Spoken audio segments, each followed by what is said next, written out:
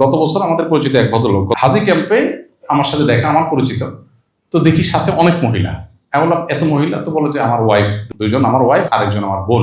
তাই বললাম ওয়াইফ দুইজনকে একসাথে হজে নিয়ে যাচ্ছেন, ভালো কথা, তো বোন আবার সাথে, এটা সায়েন্স কি? তো বলো যে সায়েন্স হলো যে আমি একা তো এক বোর ব্যাগ ধরতে পারবো, দুজনটা তো ধরতে পারবো না। যখন একজনটা ধরবো তখন আরেকজন তো মন খারাপ করবে, এই জন্য বোনরে হায়ার করছি যে তুমি ওই টাইমে আরেকজনকে টেক কেয়ার করবা। তো বেচারা এই সায়েন্সের উপরে মানে শুধুমাত্র এই হাজবেন্ড ওয়াইফের ঝগড়া মিনিমাইজ করার জন্য সে বোনরে আলাদা হায়ার করে নিতে হয়েছে তার। মানে মোরাল হলো যে স্বামী স্ত্রীর মধ্যে ঝগড়া এমনিতেই তো হওয়া উচিত না, তারপরেও তো জীবনের অংশ টুকটাক হয়ে যায়, কিন্তু হজের সফরে তো এমনিতেই ঝগড়া করা নিষেধ, সেখানে কেন হবে? এই জন্য সবর করতে হবে। স্বামী ভুল করতে পারে, স্ত্রী ভুল করতে পারে, এই টোকাটুকি লেগেই থাকে, প্রায় অলমোস্ট লেগেই থাকে। হ্যাঁ, এটা হলো কেন, ওইটা হলো কেন, দেখছো সবাই কি করে, দেখছো সবাই কিরকম কেয়ারি, দেখছো ভাবির হাত ধরে বসে আছে, তোমার কোনো খবর নাই, তুমি দৌড়ে চলে যাচ্ছ। মানে এগুলো প্রতি হজেই দেখা যায় এই জাতীয় ক্রাইসিস হয়। দুর্ভাগ্য, দিন আমরা বুঝি নাই আসলে। দিন তো স্যাক্রিফাইসের না।